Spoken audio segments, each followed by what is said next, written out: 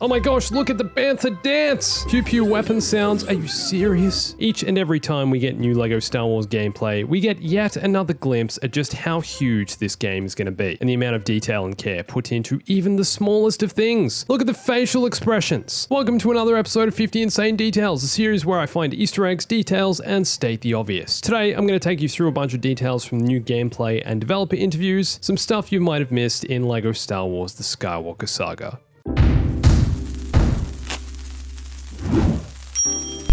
Also, if you notice any details I missed, please let me know in the comments. Would love to read. Hey everyone, it's Andrew. So the main idea behind LEGO Star Wars The Skywalker Saga is that you'll be able to explore the galaxy and go anywhere as any character you want from the 9 Skywalker films. And they're really taking that to the next level. For example, do you guys know that character from Empire Strikes Back running in the hallway holding an ice cream maker? That's Willrow Hood. He is in the game. Every single TransOcean that appears across all 9 Skywalker films is in this game. Apparently the devs were designing Bosk and were like, well, we've got Bosk here, we may as well just include all TransOceans. Although I have no idea how many other TransOceans appear in the films or who they are. Who are they? Ki-Adi-Mundi's head is different to what it was in LEGO Star Wars 3 The Clone Wars. This time around he has his own custom headpiece for his second brain instead of whatever this was, just an extra stud on top. Also, this is based on his updated LEGO minifigure that you can actually buy in real life. Needs the extra space for his extra brain because he's so smart. In this shot of Rey sliding down the wire, we can see BB-8 just behind her. But how is BB-8 able to hold onto the wire? Well, it looks like he's using a broomstick. I don't know, maybe it's magnetic. There's a little detail for you though, just in case you're wondering how BB-8 was going to get around. Boss fights and encounters in new LEGO Star Wars are different to just regular combat and have been specifically designed for this game. And that's especially the case when it comes to lightsaber boss fights. These have been specifically animated and choreographed to stand out from regular gameplay. So you'll be kind of locked into a battle with the boss and be going in doing combo moves, dueling them. In the new LEGO Star Wars, you can play as members of the Max Rebo Band, including Sice Noodles, whose legs look a lot stronger in LEGO form than these spindly things, and Max Rebo himself. He's here, the elephant in the room. Now I'm really hoping we'll also be able to play as Droopy McCool and other band members. This here is the window Mace Windu. This here is the window.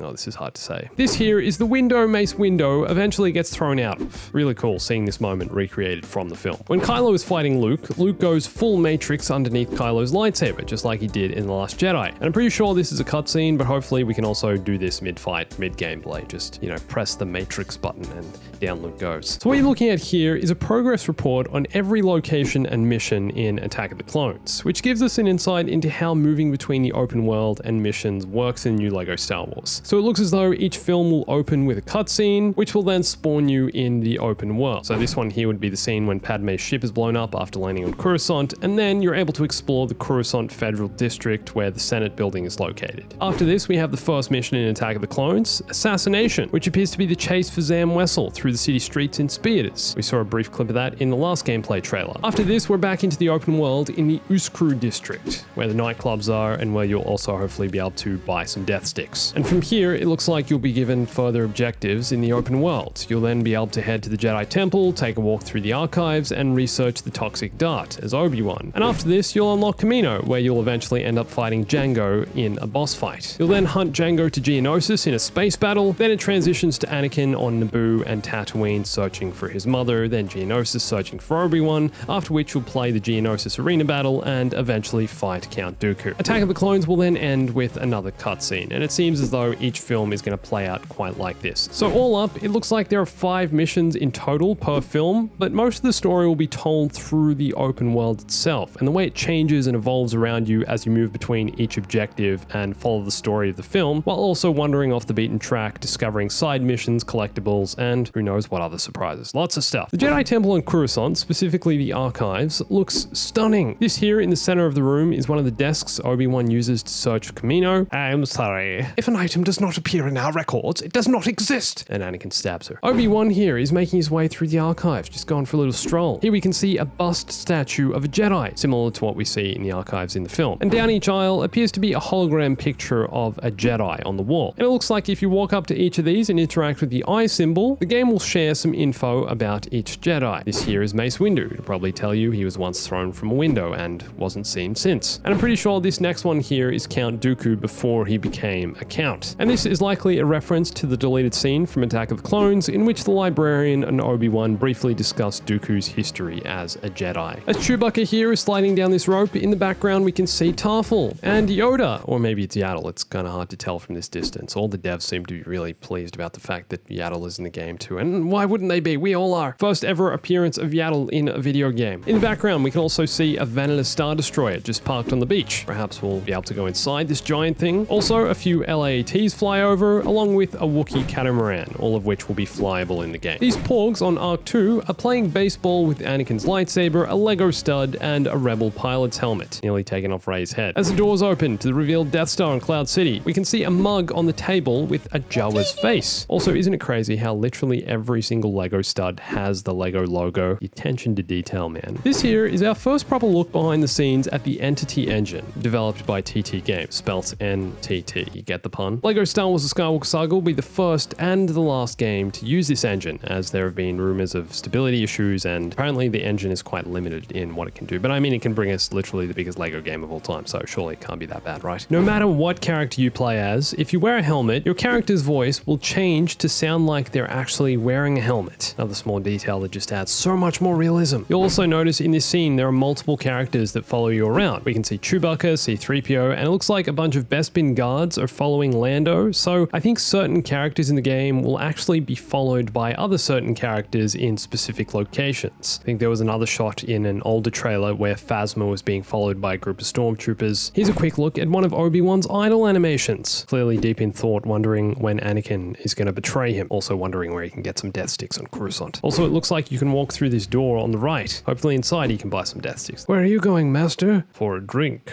Every ship or object you see in the new LEGO Star Wars has been meticulously built brick by brick, and that counts for both the exterior and interior. It's not like the old LEGO Star Wars games where you use the Force to put things together and then it would just magically appear. Each piece of the Millennium Falcon's cockpit is actually here as Obi-Wan builds it. The game features 12,000 materials, 20,000 unique models, and 26,000 textures, all created and used by the devs to build these worlds. And as a fun fact, if you were to build one of these capital ships from the game in real life, it would take millions of LEGO bricks. You can see here the player is flying Anakin's Jedi Starfighter as Episode 2 Obi-Wan and is up against a Trade Federation battleship. And this is one of the random events that can occur in the open world. Marked on the battleship are exclamation marks which signal weak points, and you can attack these, and you can actually board the capital ship and continue your attack from the inside, just like old school Battlefront 2. Also here you'll notice a bunch of thermal detonators in front of Poe which can be picked up and used against enemies. This here is the Vexus Snake from Pisana in The Rise of Skywalker, and this doesn't actually exist in LEGO form. The developers have specifically designed this, along with other creatures and characters, for the Skywalker Saga, and every creature that previously didn't exist in LEGO is directly based on other similar creatures, as you can see here. Can we just take a second to appreciate the way the Final Order Jet Trooper reacts to being shot by Janna's arrow? Look at him take that! In this shot of Luke lifting his X-Wing out of the swamp on Dagobah, we can see a pickup hovering on this platform over to the left. It appears to be some sort of blue key, and if you look closely as it spins around, on the side of the key we can see a BWing. So perhaps by collecting this you'll unlock the BWing and then be able to use it anytime you want, exploring the open world in space. There it is. Now it looks like there are multiple kinds of open world interactions that can occur while exploring space. One of those is taking down a capital ship, and another is facing off against incoming starfighters. This bar at the top indicates who's winning the space battle, and you probably need to destroy a certain amount of fighters in a row to win this battle. And now for the greatest thing about the new LEGO Star Wars, Pew Pew mode!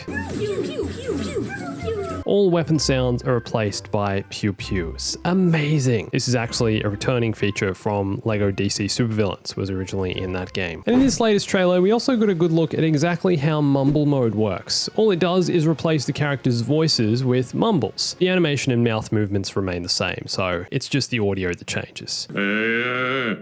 It looks like all starfighters and lighter ships have the ability to perform an evasive roll. You see this snow speeder here spins to dodge the ATST. Still no confirmation on whether manual rolling is a feature of space combat and flying, as far as I know anyway. Fingers crossed, but this looks fun regardless. Looks amazing. As Lando shoots Slave 1, a few Lego pieces actually fall off the ship, and I'm pretty sure this affects the actual cosmetic look of the ship. As you can see here, the side panel appears to fall off on the right, although we can't actually see that side, but looks like it is actually cosmetic. R2-D2 leaves actual trail marks in the sand, and you know what this means. You'll be able to draw and write whatever you like. And 51, I'm gonna leave for you guys. What's one detail you noticed that I missed? Let me know in the comments. Also, if you're new around here, I have a clips channel with daily memes and clips. Come check that out. And for heaps more Lego Star Wars, you can watch one of these videos here, or come follow me on Instagram, Twitter, and join my Discord for the latest Star Wars gaming news, Lego, as soon as it drops. And thanks for watching this. My name's Andrew. I'll catch you soon.